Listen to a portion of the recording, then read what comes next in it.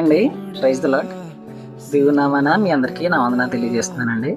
సాధారణంగా మానవులందరి తీరు ఏ విధంగా ఉందంటే, రేపొద్దున ఏమవుతుంది, రేపొద్దున నా జీవితం బాగుపడుతుందా లేదా, ఫ్యూచర్ ఏ విధంగా ఉంటుంది, నేను అనుకున్నది సాధిస్తానా లేదా, దేవుడికి నేను చెప్పిన మొరలు విని నా జీవితంలో కార్యం చేస్తారా లేదా అని ఎక్కువ ఆలోచించేసి ప్రస్తుతానికి తన చేతిలో ఉన్నటువంటి పనిని చెడగొట్టుకుంటారండి.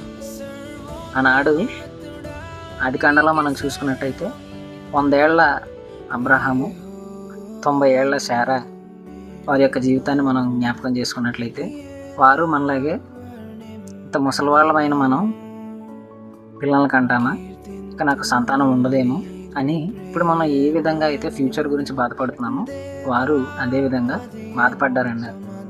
కానీ అబ్రహామునకు దేవుడు, నిన్ను అనేక జనములకు తండ్రిగా చేస్తాను, ఆకాశ నక్షత్రాల వల్ల నీ సంతానాన్ని విస్తరింపజేస్తాను అని ఆయనకి ఇచ్చిన వాగ్దానాన్ని పట్టుకొని దేవునిపై నమ్మకం ఉంచి, దేవునిపై విశ్వాసం ఉంచి, దేవుడు చెప్పిన ఏ మాట కూడా నిరర్ధకం కాదు అని అబ్రహాము నమ్మిన కనుక 100వ సంవత్సరంలో వృద్ధుడైనప్పటికీ కూడా ఇస్సాకుకి జన్మనిచ్చారండి.